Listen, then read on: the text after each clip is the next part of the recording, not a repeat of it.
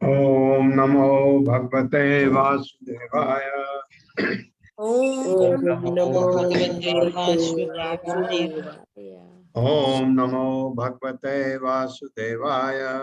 ओम नमो भगवते वासुदेवाय। ओम नमो भगवते वासुदेवाय। ओम नमो भगवते वासुदेवाय। नारायणं नमस्कृत्य नारायणं नमस्कृत्य नरं चैव नरोत्तमं नरं चैव नरोत्तमं देवीं सरस्वतीं व्यासं देवीं सरस्वतीं व्यासं ततो जयमुदीरयेत्। ततो जयमुदीरये। नष्टप्रायेषु अभद्रेषु नष्टप्रायेषु भद्रेषु नित्यं भागवत सेवया नित्यं भागवत सेवया भगवते उत्तम श्लोके भगवती श्लोके भक्तिर्भवति नैष्ठिकी। भक्तिर्भवति नैष्ठिकी। हरे कृष्णा, आप सबका स्वागत है। हरे कृष्ण प्रभु जी, दंडवत प्रणाम। हरे कृष्णा। एक चीज का ध्यान रखिएगा, अभी ये पावर गई हुई है, यहाँ इन्वर्टर पर चल रहा है। अगर पावर आएगी तो फिर 2-3 मिनट के लिए कटेगा। आप जरा इसको आपको सहना है, आएगा, ध्यान रखिएगा।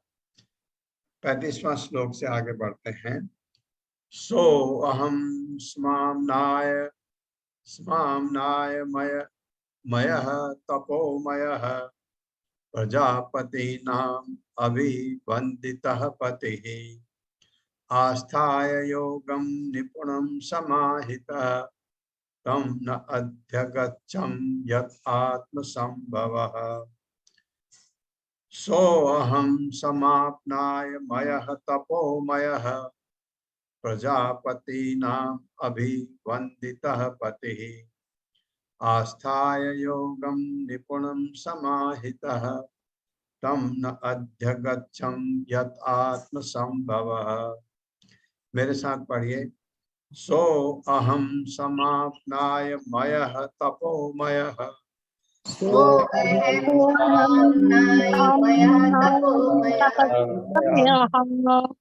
तमाम नाय मयस लिखा है, मयस की जगह उसकी जगह मैंने मयः पढ़ सकते हैं। तो अहम समाप्नाय मयः तपोमयः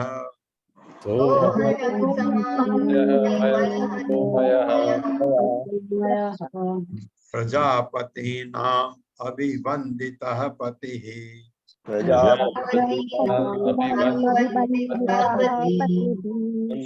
आस्थाय योगं निपुणं समाहितः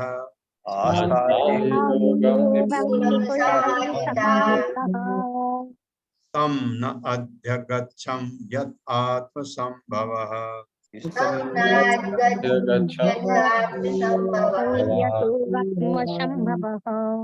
शब्दार्थ है सह अहम, मैं स्वयं, मतलब ब्रह्मा, महान ब्रह्मा। समापनाय मयः, वैदिक ज्ञान की शिष्य परंपरा की श्रेणी में। तपहमय, समस्त तपस्याओं से युक्त। प्रजापति नाम, जीवों के समस्त पुरखों का। अभिवंदितः, पूज्य। पति, स्वामी। आस्थाय, सफलता पूर्वक अभ्यास किया हुआ। योगम, योग शक्ति। निपुणम, अत्यंत पटु। समाहितः, स्वरूप सिद्ध। तम, परमेश्वर को। न, नहीं। अध्यगच्छम, ठीक से समझा। यद, यतः, जिससे। आत्म, स्वयं। संभव, उत्पन्न। अनुवाद है, यद्यपि मैं, ब्रह्मा जी कह रहे हैं, यद्यपि मैं वैदिक ज्ञान की शिष्य परंपरा में दक्ष, महान ब्रह्मा के रूप में विख्यात हूं,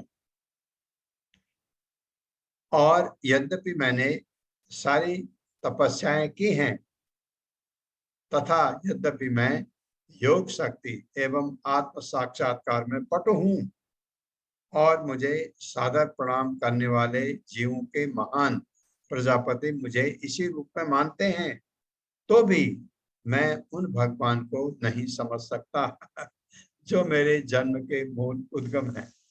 मेरे जो जन्म के मूल कारण है, उनको मैं नहीं समझ सकता। ये कह रहे ब्रह्मा जी। मेरे साथ पढ़िए। यद्यपि मैं वैदिक ज्ञान की शिष्य परंपरा में दक्ष महान ब्रह्मा के रूप में विख्यात हूँ, और यद्यपि मैंने सारी तपस्याएं की हैं, तथा यद्यपि मैं योग शक्ति एवं आत्म साक्षात्कार में पटु हूँ, और मुझे सादर प्रणाम करने वाले जीवों के महान प्रजापति मुझे इसी रूप में मानते हैं, तो भी मैं उन भगवान को नहीं समझ सकता, जो मेरे जन्म के मूल उद्गम हैं। हाँ, ये है भगवान का भक्त भी पूरे। जब भगवान का अनन्य भक्त है, वो भगवान को समझ सकता है। कैसा भक्त? नारद जैसा भक्त भगवान को पूरी तरह समझता है। लेकिन अगर भक्ति में आप चल रहे हैं, कभी आपको लगता है ना, यहाँ पर ये कहा, यहाँ ये भगवान ने ये कहा, यहाँ पर क्यों कहा, हम भगवान को नहीं समझ पाते हैं शुरू में। बहुत ज्यादा जब भक्ति में आप आगे बढ़ते हैं, तब आपको चीजें थोड़ी थोड़ी समझ आने लगती हैं। और ब्रह्मा, जिन्होंने भगवान के ने पैदा किया जिनको और उनको बुद्धि दी, वैदिक ज्ञान दिया और सृष्टि करने के लिए सब कुछ दिया, वो कह रहे हैं मैं भगवान को नहीं समझ सकता। बताइए तात्पर्य। हरे कृष्ण प्रभु जी। शील प्रभुपाद की जय। शील प्रभुपाद द्वारा तात्पर्य, इस ब्रह्मांड में समस्त जीवों में श्रेष्ठ ब्रह्मा जी स्वीकार कर रहे हैं कि वे वैदिक ज्ञान में अपने पांडित्य, अपनी तपस्या, योग शक्ति तथा आत्म साक्षात्कार के बावजूद एवं जीवों के पुरखों महान प्रजापतियों द्वारा पूजित होने पर भी परमेश्वर को जान पाने में अक्षम है। अतएव परमेश्वर को जानने के लिए इतनी योग्यताएं पर्याप्त नहीं है। ब्रह्मा जी भगवान को थोड़ा थोड़ा तक समझ पाए जब वे अपने हृदय की उत्कंठा से उनकी सेवा करने का प्रयत्न कर रहे थे, जो भक्ति योग है। अतएव भगवान को सेवा की निष्ठापूर्ण उत्कंठा द्वारा ही जाना जा सकता है, वैज्ञानिक या ज्ञानी होने या योग शक्ति की प्राप्ति की भौतिक योग्यता द्वारा नहीं। इस तथ्य की पुष्टि भगवत गीता श्लोका अध्याय 18 श्लोका 54-55 में की गई है। ब्रह्मभूत प्रसन्न आत्मा न शोचन्ति न काढ़षति, सम सर्वेषु भूतेषु मद्भक्ति लभते पराम, भक्त्या माम अभिजानति यावनश्चास्म तत्वतः, ततो माम तत्वतो ज्ञात्वा विच्छते तद अनंतरम। वैज्ञानिक ज्ञान, तपस्या आदि उपयुक्त उच्च योग्यताओं को प्राप्त करके भक्ति मार्ग में केवल आत्म साक्षात्कार सहायक बन सकता है, किंतु भक्तिमय सेवा के अभाव से मनुष्य अपूर्ण बना रहता है, क्योंकि इस आत्म साक्षात्कार की स्थिति में भी वह परमेश्वर को ठीक से नहीं जान पाता। आत्म साक्षात्कार द्वारा मनुष्य भक्त बनने का पात्र हो जाता है और भक्त सेवा भाव से भक्त्या ही क्रमश भगवान को जान सकता है, किंतु विशत्ते में प्रवेश करता है, जो यह गलत आशय नहीं लेना चाहिए कि इससे परमेश्वर के अस्तित्व में लीन होने का निर्देश मिलता है।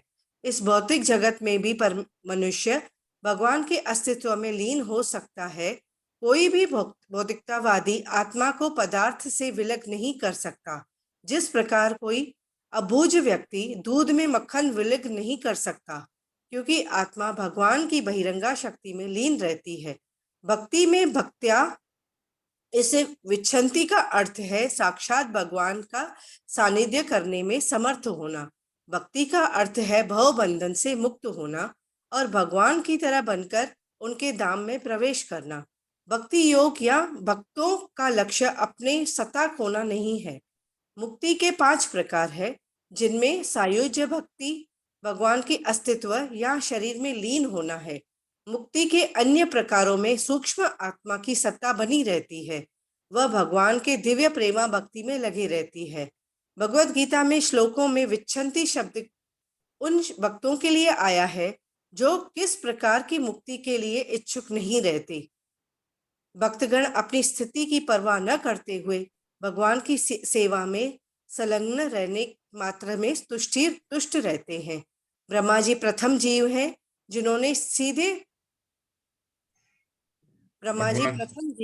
जिन्होंने सीधे भगवान से वैदिक ज्ञान सीखा। तेने ब्रह्म हृदय यह आदि कपि। अतः ब्रह्मा जी से बढ़कर वेदांती कौन वेदांत हो सकता है, किंतु वे स्वीकार करते हैं कि वेदों का पूर्ण ज्ञान होने पर भी वे भगवान की महिमाओं को समझने में अक्षम है। चूंकि ब्रह्मा से बढ़कर कोई नहीं हो सकता, अतएव तत्कथित वेदांती परम सत्य के विषय में कैसे जान सकते हैं।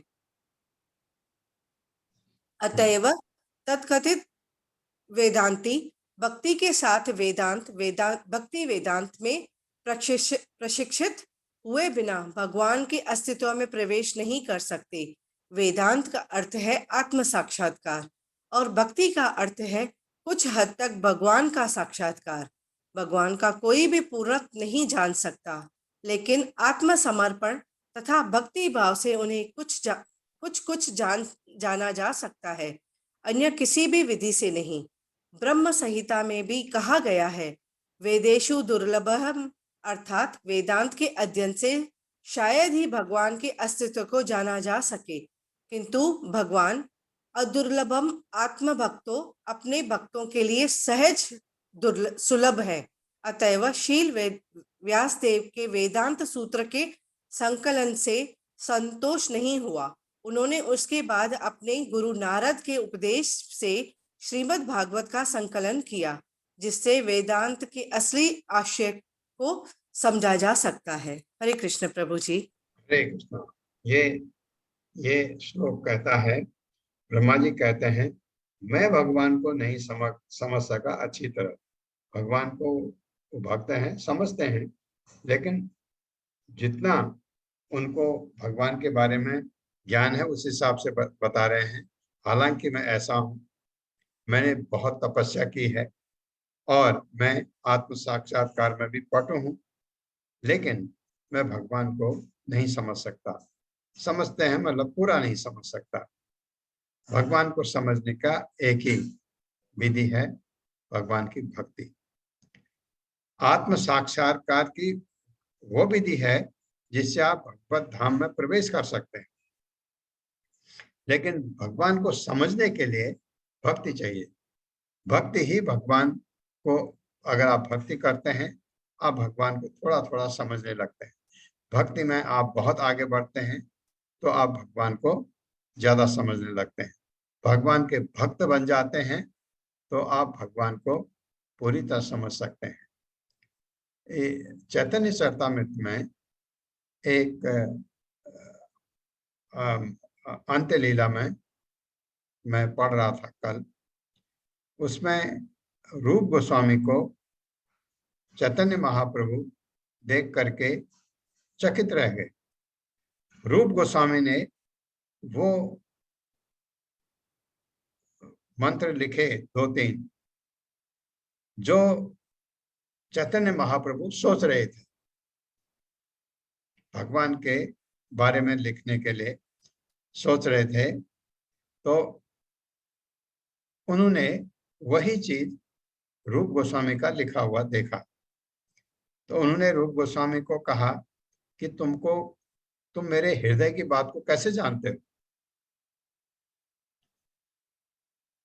भगवान है, वो भगवान का भक्त है, क्योंकि वो भक्त इतना ऊंचा उठ गया है, उसको ये भी पता है भगवान क्या सोच रहे हैं, बताइए।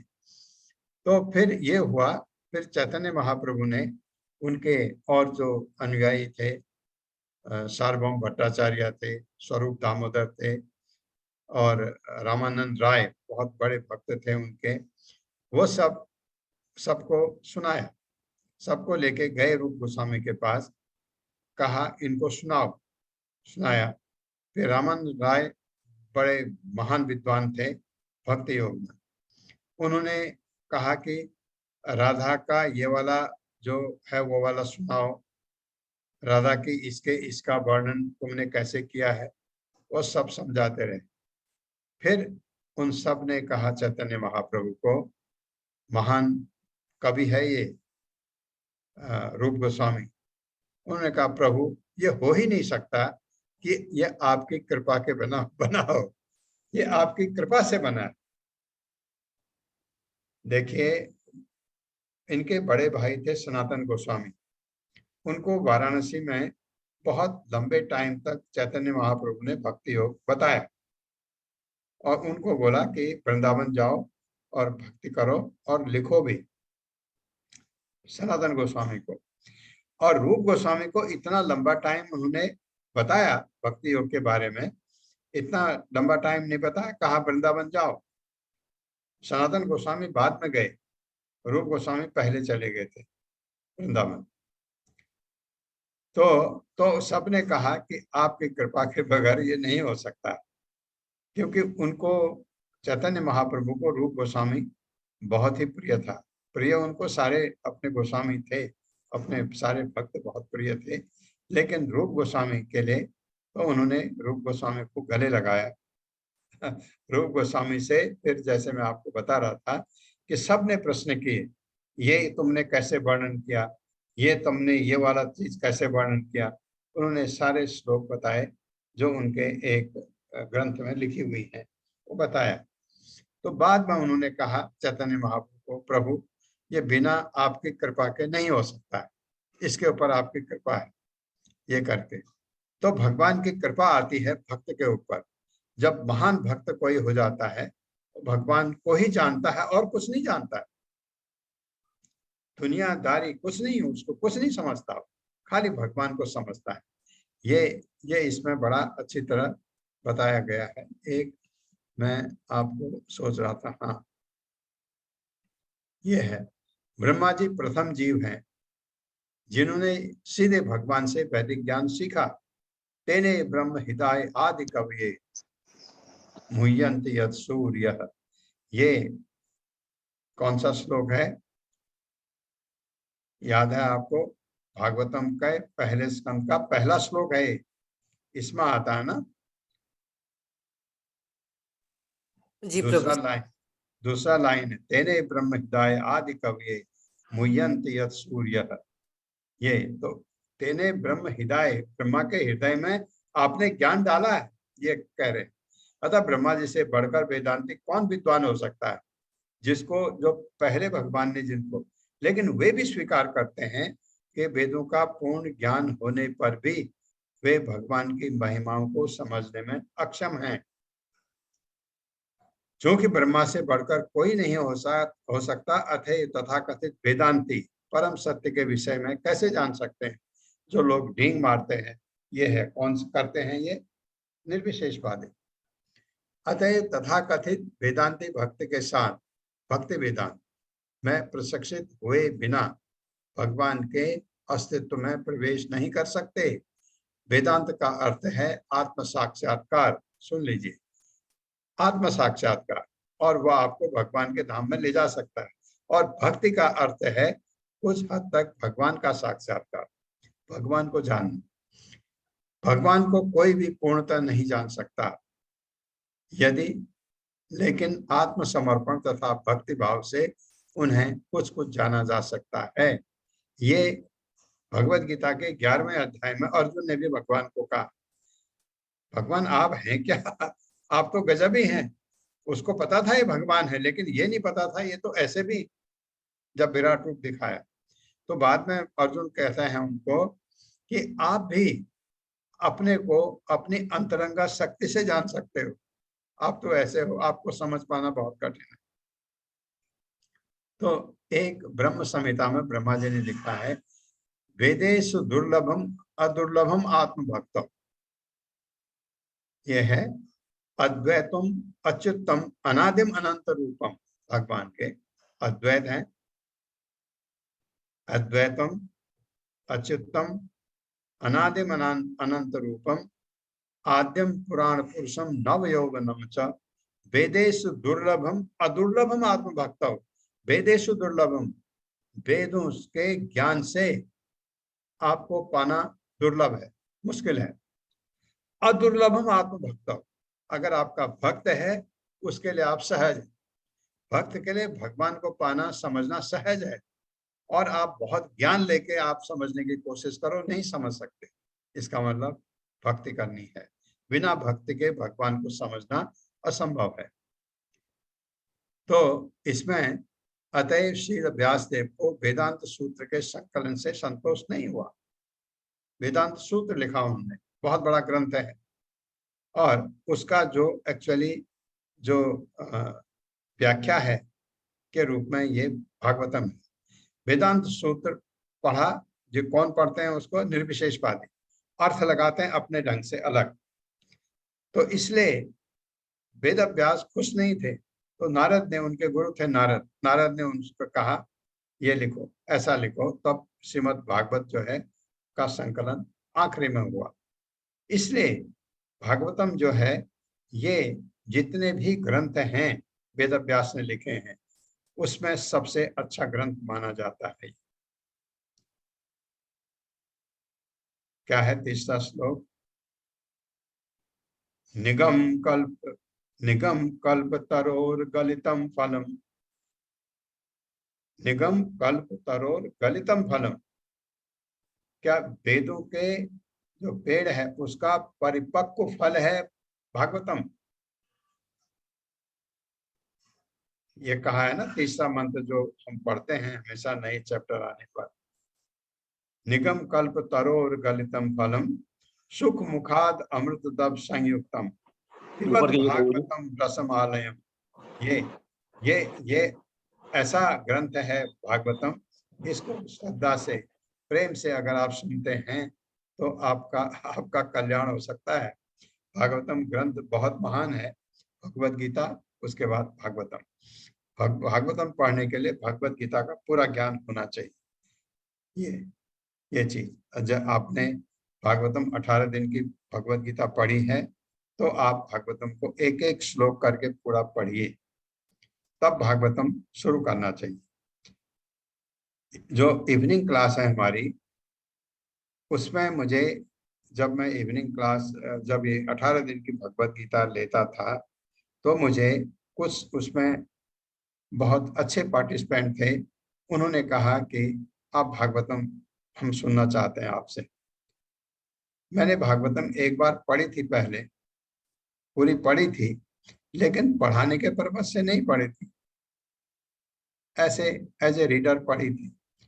मैंने उनसे कहा कि भागवतम में जाने से पहले भगवत गीता का पूरा ज्ञान होना चाहिए, तो हमको भगवत गीता एक बार पूरी अच्छी तरह पढ़नी चाहिए। फिर कहीं पर लिखा था, प्रभुपाद ने कहा है भगवत गीता 6 बार पढ़नी चाहिए, तो हमने अभी चौथी बार उसका रिवीजन चल रहा है। 3 बार हमने भगवत गीता पूरी एक एक श्लोक करके तात्पर्य भावार्थ सब करके 3 बार पूरा कर लिया इवनिंग क्लास में।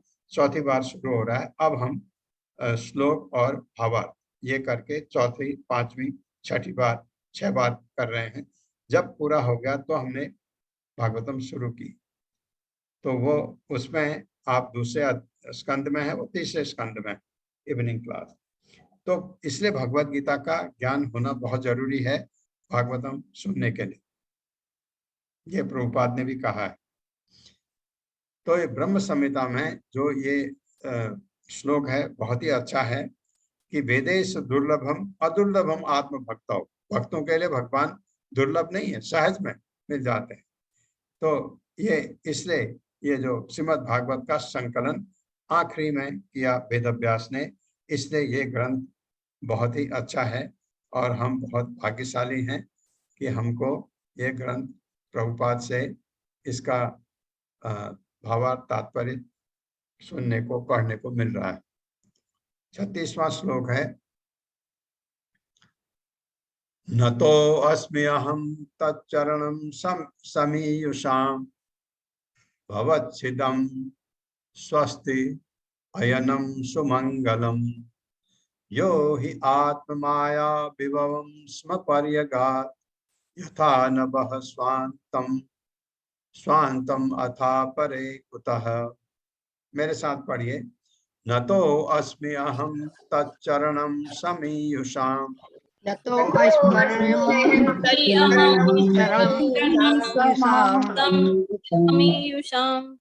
भवच्छिदं स्वस्ति अयनं सुमंगलम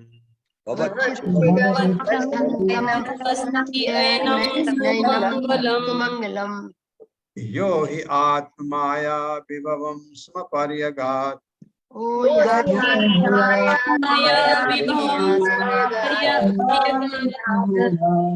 यथा नभः स्वान्त अथम अपरे कुतः। यथा नभः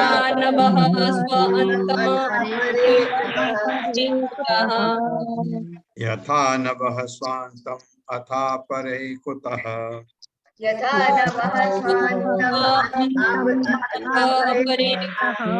शब्दार्थ है, नतः नमस्कार करता हूँ, अस्मि हूँ, अहम मैं, तत् उस भगवान के चरणों पर, समीयुषाम शरणागत का, भवच्छिदम जन्म मरण के चक्कर को रोकने वाला, स्वस्थ अयनम समस्त सुख की अनुभूति, सुमंगलम शुभ कल्याण प्रद, यह जो ही निश्चय ही आत्ममाया व्यक्तिगत शक्ति, विभवम शक्ति, स्म निश्चय ही, परिगात अनुमान नहीं लगा सकता, यथा जिस तरह नभः आकाश स्वअंतम अपनी सीमा अतएव अपरे अन्य कुतः किस तरह। अतएव मेरे लिए श्रेयस्कर होगा, ब्रह्मा जी कह रहे हैं, कि मैं उनके चरणों में आत्मसमर्पण कर दूं, क्योंकि केवल वे ही मनुष्य को जन्म मृत्यु के चक्कर से उबार सकते हैं। ऐसा आत्मसमर्पण कल्याणप्रद है और इससे समस्त सुख की अनुभूति होती है। आकाश भी अपने विस्तार की सीमाओं का अनुमान नहीं लगा सकता, अतः जब भगवान की अपनी सीमाओं का अनुमान लगाने में अक्षम रहते हैं, जब भगवान ही, यह बहुत अच्छा लिखा, अतः जब भगवान ही अपनी सीमाओं का अनुमान लगाने में अक्षम रहते हैं तो भला दूसरे क्या कर सकते हैं। उनकी सीमाएं, क्योंकि अर्जुन ने कहा कि आप भी अंतरंगा शक्ति से जान सकते हैं अपने को। मेरे साथ पढ़े, अतः मेरे लिए श्रेयस्कर होगा कि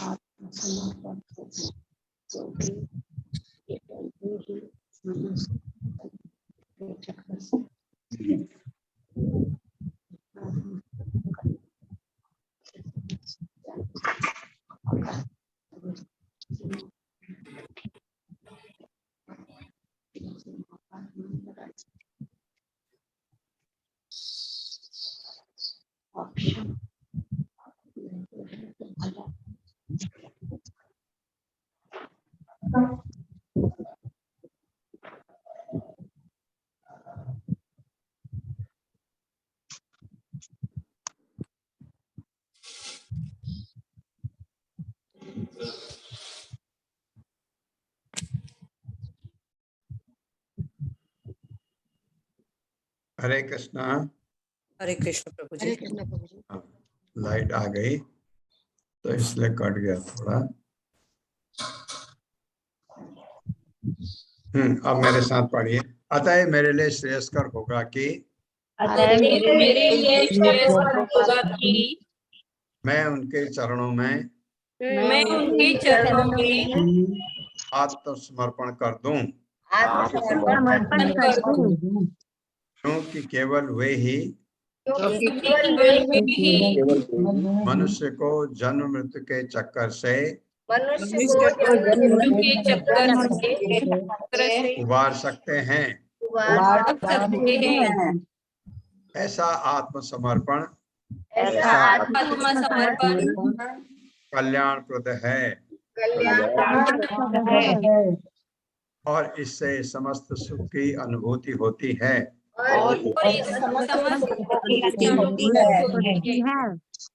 आकाश भी अपने विस्तार की सीमाओं का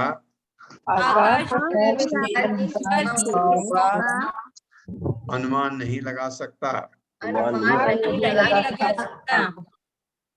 अतः जब भगवान ही अपनी सीमाओं का अनुमान लगाने में अक्षम रहते हैं,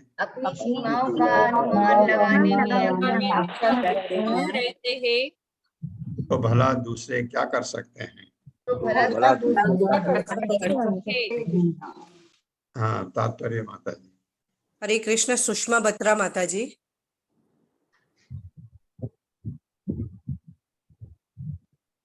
हरे कृष्ण। सुषमा बत्रा माता जी। कृष्ण माता जी। पढ़िए माता। तात्पर्य। हरे कृष्ण प्रभु जी, संगत प्रणाम। पढ़िए माता। तात्पर्य। प्रभुपाद जी की जय। प्रभुपाद जी के द्वारा जीवों में सर्वाधिक विद्वान, सर्वोच्च यज्ञकर्ता, सर्वोच्च तपस्वी तथा सर्वोच्च स्वरूप सिद्ध योगी ब्रह्मा जी हमें समस्त जीवों के परम गुरु के रूप में उपदेश देते हैं कि सारी सफलता प्राप्त करने के लिए, यहाँ तक कि भौतिक जीवन के कष्टों से मुक्ति पाने तथा कल्याण में आध्यात्मिक जीवन के लिए भी हमें भगवान के चरण कमलों में आत्मसमर्पण करना ही चाहिए। ब्रह्मा जी पितामह कहलाते हैं, अर्थात वे पिता के भी पिता हैं। एक नवयुवक अपना कर्तव्य पालन करने के लिए अपने अनुभवी पिता अ, से अपने सलाह अनुभवी पिता से सलाह लेता है। अतः पिता श्रेष्ठ उपदेशक बनकर सलाहकार होता है। सलाहकार होता है। किंतु ब्रह्मा सभी के पिताजी के पिता हैं। वे उस मनु के पिता हैं जो सारे ब्रह्मांडों के मनुष्यों के पिता है। अतः इस शूद्र लोक के लोगों के को ब्रह्मा का आदेश कृपा पूर्वक मानना चाहिए और अच्छा यही होगा कि वे भगवान की शक्तियों की नाप जोख न करके उनके चरण कमलों पर आत्मसमर्पण कर दे। उनकी शक्तियां असीम है, जैसे कि वेदों द्वारा पुष्टि होती है। परात्पर शक्ति विविध चैव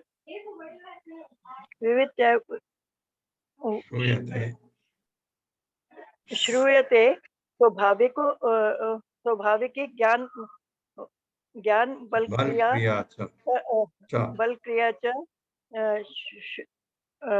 वे सबों से बड़े हैं।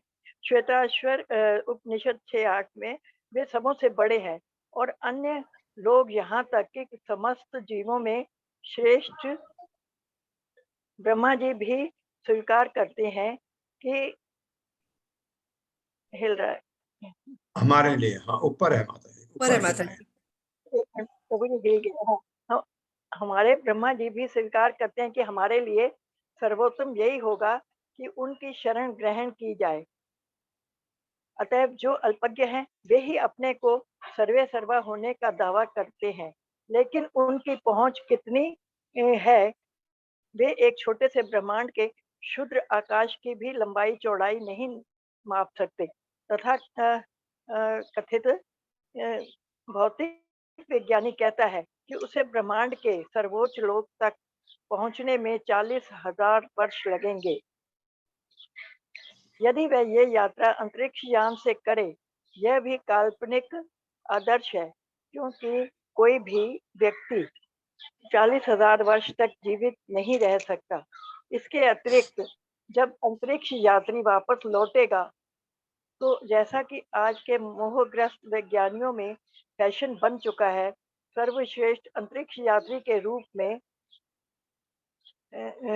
उसका स्वागत करने के लिए कोई नहीं होगा। एक विज्ञानी जो ईश्वर के में विश्वास नहीं करता था, अपने भौतिक जीवन की योजनाएं बनाने के लिए अत्यंत उत्सुक था। प्रभु जी हिल गया थोड़ा। हाँ, ये ऊपर है माता जी। यहाँ भौतिक जीवन की योजनाएं बनाने के लिए अत्यंत उत्सुक था। अतएव उसने जीवित व्यक्तियों की को बचाने के लिए एक बहुत बड़ा अस्पताल खोला, किंतु अस्पताल खोलने के 6 मास के भीतर ही वह स्वयं मर गया। अतएव मनुष्य को चाहिए कि 84 लाख योनियों में शरीर के बराबर को बार बार बदलने के बाद अपने उस समय उस मनुष्य जीवन को आर्थिक उन्नति तथा वैज्ञानिक ज्ञान के विकास के नाम पर कृत्रिम आवश्यकताएं बढ़ाकर मन गढ़ंत भौतिक जीवन सुख के हेतु व्यर्थ न गवाए। प्रत्युत जीवन के समस्त दुखों को हल करने के लिए भगवान के चरणों की शरण ग्रहण करे। भगवत गीता में भगवान कृष्ण का यही आदेश है और श्रीमद् भागवत में समस्त जीवों के परम पिता ब्रह्मा जी का भी यही आदेश है। जो व्यक्ति भगवत गीता तथा श्रीमद् भागवत इन दोनों द्वारा संस्तुत आत्मसमर्पण शरणागति की इस विधि से इनकार करता है और इस तरह वह समस्त वेद शास्त्रों को नकारता है, तो उसे प्रकृति के नियमों के समक्ष आत्मसमर्पण के लिए बाध्य होना पड़ेगा। अपनी स्वाभाविक स्थिति के अनुसार वह जीव स्वतंत्र नहीं है। उसे या तो भगवान को या प्रकृति को आत्मसमर्पण करना पड़ेगा। प्रकृति भी भगवान से स्वतंत्र नहीं है, क्योंकि स्वयं भगवान ने प्रकृति को मम माया अर्थात मेरी माया भगवत गीता 7:14 में तथा में भिन्ना प्रकृति दृष्टा भगवत गीता 7:4 अर्थात 8 विभागों वाली मेरी भिन्ना शक्ति कहकर संबोधित किया है। अतएव प्रकृति भी भगवान के वश में है, जैसा कि उन्होंने भगवत गीता 9:10 दावा किया है। मध्याक्षेण प्रकृति सूयते सचराचरम, मेरी अध्यक्षता में यह कार्य करती है और इस तरह सारी वस्तुएं अगतिशील है। जीव पदार्थ की तुलना में श्रेष्ठ पराशक्ति होने के कारण चाहे तो भगवान को आत्मसमर्पण करे, चाहे प्रकृति को। भगवान को आत्मसमर्पण करने में पर मनुष्य सुखी तथा मुक्त बन जाता है, किंतु प्रकृति को आत्मसमर्पण करने पर जीव दुख ही दुख उठाता है।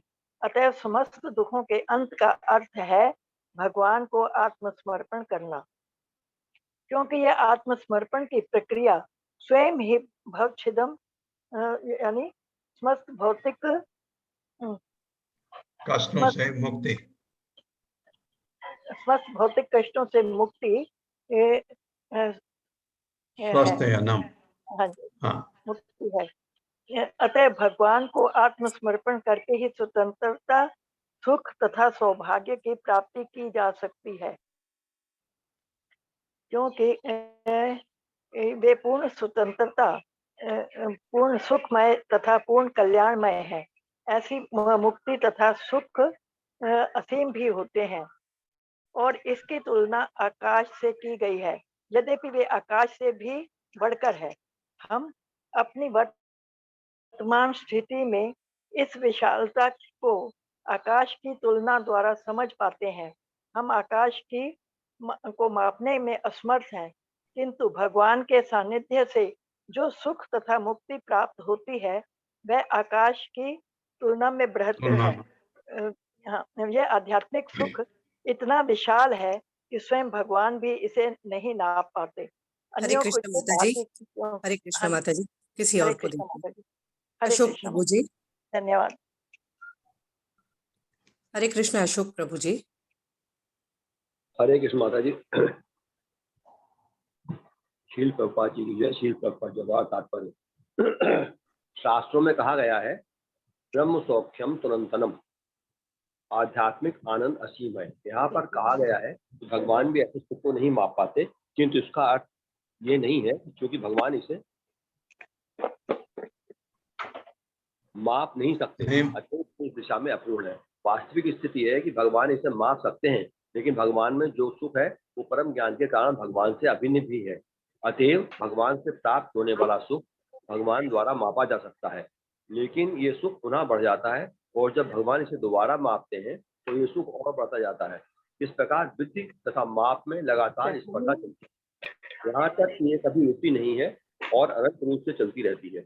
आध्यात्मिक सुख आनंदाम्बुधि वर्धनम है, अर्थात सुख का सागर है जो बढ़ता जाता है। भौतिक समुद्र तो रुका हुआ रहता है, लेकिन आध्यात्मिक समुद्र गतिशील है। कविराज गोस्वामी ने चैतन्य चरितामृत लीला 4th अध्याय में भगवान कृष्ण की हिलादिनी शक्ति श्रीमती राधा रानी के दिव्य शरीर में आध्यात्मिक सुख के सिंधु की गतिशील वृद्धि का सुंदर वर्णन किया है। श्री प्रभुपाद जी की जय। हरे कृष्णा। बहुत बहुत अच्छा प्रभुपाद ने, बहुत धन्यवाद प्रभु। ये बहुत अच्छा लिखा प्रभुपाद ने। भगवान क्यों नहीं माप सकते? क्योंकि बढ़ती जाती है, मापते हैं दोबारा मापने लगे और बढ़ जाती है, इससे कहा गया है। नहीं, प्रभुपाद कहते हैं भगवान तो समझते हैं, लेकिन ये चीज होती है, बढ़ जाती है। भगवत गीता में इस पूरे जो इसमें इतना तात्पर्य प्रभुपाद ने लिखा है, एक ही श्लोक में 18वें अध्याय के 66वें श्लोक में, सर्वधर्मान परित्यज माम एकम शरणं व्रज अहम त्वाम सर्व पापेभ्यो मोक्षयिष्यामि मा शुचः। शरणागत हो जा, सारे धर्म को छोड़ दे, मेरे शरणागत हो जा, मैं तुझे सारे कष्टों से मुक्त कर दूंगा, डर मत। ये भगवान ने कहा अर्जुन को। तो ये वही चीज बताई गई है, आत्मसमर्पण भगवान को करना, वही हमको सुखी बना सकता है। अगर हम कहें ये पढ़ेंगे समझेंगे पहले तब जाएंगे, तो भगवान को समझना कठिन होता है। आप बुद्धि लगा के नहीं है, बुद्धि तो हमारी भौतिक है, भगवान आध्यात्मिक है। तो भौतिक बुद्धि से आध्यात्मिक की चीजों को नहीं समझा जाता। एक ही तरीका है भक्ति। और भक्ति क्या है, ये भी बात है। और भक्ति है क्या? भगवान के नाम का जप करना। हरे नाम, कलयुग में हरे नाम हरे नामैव केवलम कलौ नास्ति एव गति अन्यथा। और कोई उपाय है ही नहीं, चैतन्य महाप्रभु ने कहा। इसलिए मेरे बच्चों, ये मंत्र का जप करो, हरे कृष्ण कृष्ण कृष्ण हरे हरे, हरे राम राम राम हरे हरे। ये जप करते समय ध्यान रहे कि आप उग्र अवस्था में न हो, आप क्रोध में न हो, आप दुखी न हो, शांत होकर जप करिए ये। और ये जप करते समय ध्यान रखें, जब आप जप कर रहे हैं तो आप रखें कि 10 अपराध न हो आपसे। तो 10 अपराध हमने कल पढ़े थे, परसों पढ़े थे, प्रभुपाद के ने लिखे हैं एक जगह, शायद कल पढ़े थे प्रभु जी, कल पढ़े थे हमने, ईशोपनिषद में प्रभुपाद ने लिखा था। पहला क्या है कि आप भगवान के भक्तों की को क्रिटिसाइज न करें। जो भगवान के भक्त हैं, आपको लगता है ना कोई नया भक्त आया है, आप उस पर टीका टिप्पणी करने लगते हैं, वो कैसे बिहेव करता है, कैसे बोलता है, कैसे, अरे वो कैसे करता है, वो हमसे तो बहुत महान है, क्योंकि सब कुछ त्याग के भगवान के शरण में आ गया है। ये बहुत चीजें हैं, 10 हैं, इनको आप नोट कर लीजिए। 10 अपराध हैं जो जिससे हमको बचना चाहिए। ये 10 अपराध आप नहीं करते और आप माला जपना शुरू करते हैं, तो ये भगवान के शरणागत होना है। तो ये भक्ति कैसे करें, मैं आपको कह रहा था कि नाम जपना उनका। उसके बाद भगवत गीता कहती है कि हमको चीजों से लगाव, भौतिक चीजों से लगाव नहीं होना चाहिए। अब ये संभव नहीं, हम भौतिक जगत में रहते हैं, भौतिक चीजों से लगाव हमारा स्वाभाविक है। तो हमने क्या करना है, धीरे धीरे उनसे लगाव, मतलब कहा है कर्म फल से आसक्ति मत रखो। भगवान ने कहा है कर्मण्येवाधिकारस्ते मां फलेषु कदाचन, दूसरे अध्याय का 47वां श्लोक है। मां कर्म फल हेतुर्भूत माते संगोस्तु अकर्मणि। अकर्मणि से संगत नहीं करनी है। ऐसा नहीं कि मैं काम क्यों करूं, नहीं, उत्साह से करो, लेकिन भगवान ने कहा फल के तुम अधिकारी नहीं हो। मतलब क्या है, वो देंगे तो देंगे, नहीं देंगे तो नहीं देंगे। तो हमने क्या करना है, फल से आसक्ति नहीं रखनी है, फल से भगवान के ऊपर छोड़ दीजिए। ऐसे शुरू करिए, ये भक्ति है। भक्ति आप, क्वेश्चन ये आएगा, भक्ति है क्या? न अहम न यूयम यद्रताम गतिम विदुर न वामदेवः किमुता परेशुरा तन्माया मोहित बुद्धयः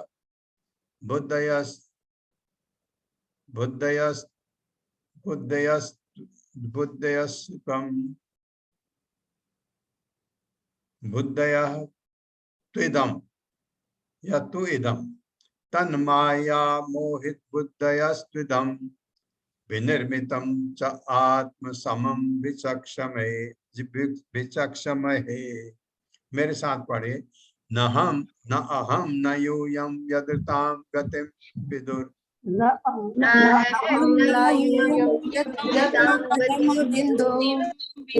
न वामदेवः किमुता परेशुरा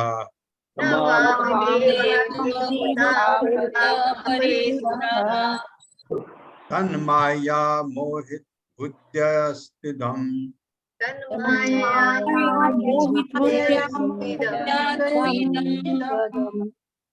इदम तो इदम विनिर्मितं च आत्मसमं विचक्षमहे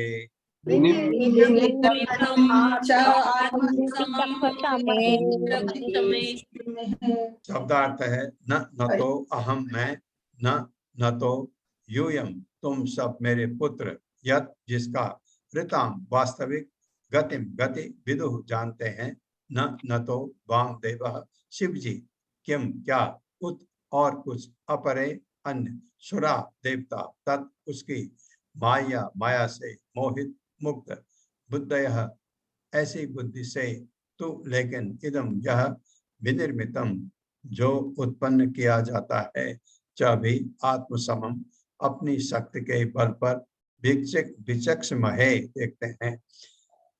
जब न शिव जी ब्रह्मा जी कह रहे हैं जब न शिव जी न तुम किससे कह रहे हैं, नारद से, और न मैं ही आध्यात्मिक आनंद की सीमाएं तय कर सके हैं, तो अन्य देवता इसे कैसे जान सकते हैं, क्योंकि हम सभी भगवान की माया से मोहित हैं। अतएव हम अपनी अपनी सामर्थ्य के अनुसार ही इस व्यक्त विश्व को समझ सकते हैं। मेरे साथ पढ़िए, जब न शिव जी न तुम और न मैं ही आध्यात्मिक आनंद की सीमाएं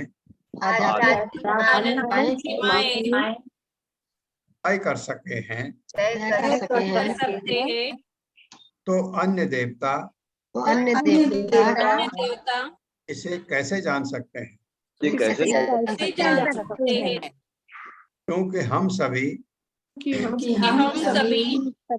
भगवान की माया से मोहित हैं। अतएव हम अपनी अपनी सामर्थ्य के अनुसार ही इस व्यक्त विश्व को देख सकते हैं।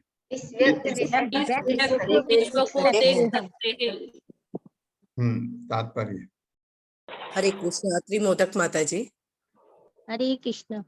तात्पर्य। श्रील प्रभुपाद की जय। श्रील प्रभुपाद के द्वारा हमने अनेक बार 12 चुने हुए प्रामाणिक पुरुषों द्वादश महाजन के नामों का उल्लेख किया है, जिनमें ब्रह्मा, नारद जी तथा शिव के नाम पर उस सूची में क्रमानुसार प्रथम, द्वितीय तथा तृतीय स्थान पर आते हैं, जो परमेश्वर के विषय में काफी कुछ जानते हैं।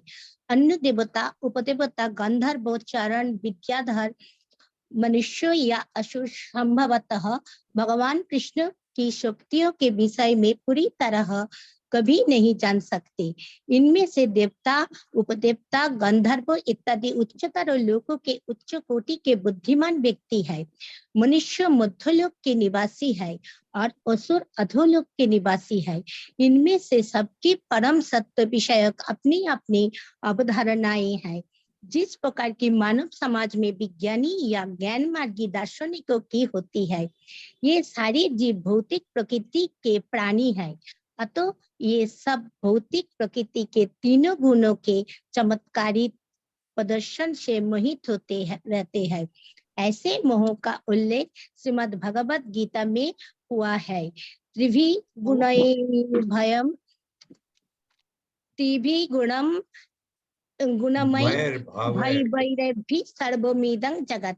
प्रत्येक जीव ब्रह्मा से लेकर चींटी तक भौतिक प्रकृति के गुणों सतो, रजो तथा तमो के द्वारा अपनी अपनी तरह से मोहित है।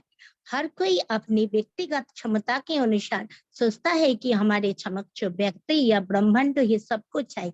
इसी तरह 20वीं सदी के मानव समाज का विज्ञानी ब्रह्मांड के इति अर्थ की गणना अपने ढंग से करता है, लेकिन ऐसे विज्ञानी क्या जान सकेंगे एक बार ब्रह्मा भी अपने आप को भगवान का एकमात्र कृपा पात्र ब्रह्मा मानकर मोहग्रस्त हुए थे, लेकिन अंत में भगवत कृपा से उन्हें ज्ञात हुआ कि ऐसा असंख्य शक्तिशाली ब्रह्मा भी है जो इससे भी बड़े ब्रह्मांडों में रहते हैं, और ये सारे ब्रह्मांडों मिलकर एक पाद विभूति या भगवान की सृजनात्मक शक्ति का एक चतुर्थांश बनते हैं। उनकी शक्ति का शेष 3/4 अंश आध्यात्मिक जगत में प्रदर्शित होता है। अतः छोटे से मस्तिष्क वाला एक क्षुद्र विज्ञानी भगवान कृष्ण के विषय में क्या जान पाएगा। अतः भगवान कहते हैं, महितं न अभिजानाति मामे परम अव्ययम। भौतिक प्रकृति के गुणों से मोहित होने के कारण वे ये नहीं समझ पाते कि इन अभिव्यक्तियों के परे एक ऐसा परम पुरुष है जो सबका परम नियंता है। चूंकि ब्रह्मा, नारद जी तथा शिव जी भगवान के विषय में पर्याप्त जानते हैं, अतः मनुष्यों को चाहिए कि वो इन महापुरुषों के उपदेशों का अनुगमन करे, न कि क्षुद्र मस्तिष्क के खिलावाड़ पूर्ण अनुसंधानों से संतुष्ट हो। यथा अंतरिक्ष यान तथा विज्ञान की अन्य वस्तुओं जिस प्रकार माता ही बालक के पिता की पहचान करने में एकमात्र प्रमाण स्वरूप है, उसी प्रकार ब्रह्मा, नारद जी या शिव जैसे मान्य अधिकारियों द्वारा प्रस्तुत वेद रूपी माता परम सत्य के विषय में सूचित करने की एकमात्र अधिकारिणी है। हरे कृष्ण। हरे कृष्णा माता जी, बहुत अच्छा पढ़ा आपने। ये जो ये बताया है इसमें कि क्या करें कि करें क्या। अभी जो हमारे सामने एक प्रश्न उठता है, करें क्या? अरे ये भी नहीं समझ सकता, ये भी नहीं समझ सकता, भगवान को ये भी नहीं समझ सकता। शुरू में जब आप ये चीज सुनते हैं तो आपको लगता है जब कोई भी नहीं समझ सकता तो इसको पढ़ा क्यों जाए, क्यों सुना जाए। नहीं, ऐसा नहीं है। ये कहा गया कि जो इसमें पूरा दिया है, आप अपने जो प्रभुपाद एक बड़ा अच्छा शब्द बोलते हैं, कपोल, मतलब मानसिक जो हम सोचते हैं ना अपने, कपोल कपाल कुछ ऐसा शब्द एक वो लिखते हैं, हम अपने बुद्धि लगा के भगवान को कभी नहीं समझ सकते। बस ये चीज को आप नोट कर लीजिए कि भगवान को समझने के लिए आपने सोचा कि आपने 3-4 वेद पढ़ लिए, आपने सारे पुराण पढ़ लिए, उपनिषद पढ़ लिए, आपने वेदांत सूत्र पढ़ लिया, और आपने भागवतम, पुराण में तो भागवतम आता है, आखिरी संकलन है, सारा पढ़ लिया, तो आपको सब पता हो गया? नहीं, आप भगवान को समझ ही नहीं सकते हैं, क्योंकि आपने भक्ति नहीं की है। तो अब हमारे पास इतना कम समय है, कम समय है, आप समझ सकते हैं। हमारी किसी की उम्र 60 है, किसी की 70 है, किसी की 80 है, 80 के बाद है भी तो आप कितना पढ़ पाएंगे, आप समझ सकते हैं। और इस उम्र में हमने अपने जीविकोपार्जन के लिए नौकरी भी करनी है, और समय कम हो गया क्योंकि दिन भर आप ऑफिस में रहे या जहां भी आप काम करते हैं, समय आपके पास बहुत कम है। और जैसे 60 साल में रिटायर भी हुए, उसके बाद आपकी शक्ति भी कम हो जाती है, कितना घंटा आप बैठ के पढ़ सकते हैं। तो ये सारी चीज अब क्या करें। और हमने भगवान की भक्ति भी करनी है, क्योंकि जैसे भागवतम कहती है, भक्ति से ही आप भगवान को जान सकते हैं। तो क्या करें? तो तरीका बहुत अच्छा है हमारे पास। क्या तरीका है कि आप भक्ति करें, भक्ति करें, भक्तों का संग करें, और कम समय में, समय ज्यादा नहीं है इसलिए इतने उपनिषद वगैरह ये ग्रंथ हम नहीं पढ़ सकते। तो क्या कहा है प्रभुपाद ने? भगवत गीता, भागवतम पढ़ो, ये जो 2 ग्रंथ अवश्य पढ़ो। और अगर भगवान ने आपको थोड़ा उम्र लंबी दे दी तो आप चैतन्य चरितामृत भी पढ़ सकते हैं, बहुत अच्छा है, क्योंकि उसमें ये 3 ग्रंथ ऐसे माने जाते हैं वैष्णव परंपरा में कि ये ग्रेजुएशन है भगवत गीता, भागवतम पोस्ट ग्रेजुएशन है, चैतन्य चरितामृत आपका डॉक्टरल फेलोशिप, जिसको आप पीएचडी कह सकते हैं, ये ऐसे। लेकिन भगवत गीता, भागवतम अवश्य में ही पढ़ना है, हमने सुनना है, पढ़ना है। और ये 2 चीज हो गई, और भक्ति करनी है, बस भक्तों का संग करना है।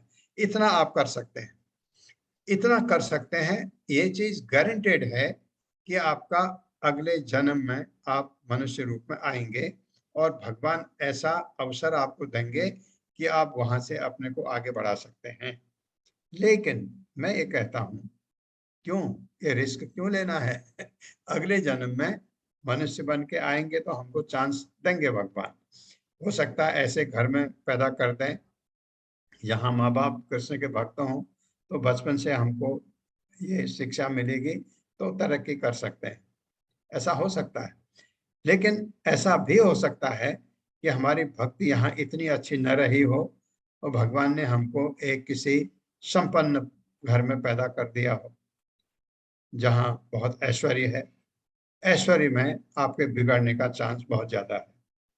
आप जब आपको बहुत ऐश्वर्य मिलता है, बहुत पैसा आपके पास, बहुत चीजें हो जाती हैं, तो आपके रंग ढंग खराब होने लगते हैं। आप धरती से आपके पैर थोड़ा ऊपर आने लगते हैं। सबसे बड़ी चीज है हमारे पैर धरती पर रहें और हम चीजों को यथारूप में समझें। अब ज्ञान कहाँ से आया है? वेदों से। वेदों से ज्ञान लेकर के आपको ये समझ है, ब्रह्मा जी से आया, ब्रह्मा जी से नारद में आया, तो यहाँ भी कुछ लोग अभी भी उसका प्रचार कर रहे हैं। प्रभुपाद के जो शिष्य हैं वो अभी पूरे पूरे विश्व में प्रचार कर रहे हैं, उनके जितनी उनकी क्षमता है उस हिसाब से। तो उनसे हम अगर लगें और थोड़ा भक्ति में अगर हमको रगानुगा भक्ति हो जाए, भक्ति करते करते भगवान से प्रेम अगर हो गया तो बस हो गया कल्याण। तो वही चाहिए। उसके बाद फिर आत्म साक्षात्कार ये जो है, ये तो आगे आप मिलेंगे, जुड़ेंगे, कोई गुरु लेंगे, ये सब आपका हो जाएगा। भगवत धाम इसी जन्म में क्यों न जाएं? एक जन्म का रिस्क क्यों लें? ये अपना लक्ष्य तो ये बनाइए कि मुझे दूसरे जन्म में नहीं जाना है, इसी जन्म में से मुझे निकलना है। ये लक्ष्य बनाइए। हो गया, नहीं हो पाया तो दूसरा जन्म तो आपका है ही है, भक्ति में अगर आप हैं तो। ओम अज्ञान तिम्रांधक्ष ज्ञानांजन शलाकया चक्षुरुन्मिलितं तस्मै श्री गुरुवे नमः। नमो विष्णुपादाय कृष्णपृष्ठाय भूतले श्रीमते भक्तिवेदांत स्वामिनिति नामिने। नमस्ते सारस्वती देवे गौरवाणी प्रचारिणे निर्विशेष शून्यवादी पाश्चात्य देशतारिणे। जय हो श्री कृष्ण चैतन्य प्रभु नित्यानंद श्री अद्वैत गदाधर शिवासादि गौर भक्त वृंद। हरे कृष्णा कृष्ण कृष्णा हरे हरे, हरे राम राम राम हरे हरे। हरे कृष्णा। सुधीर प्रभु अनम्यूट करिए।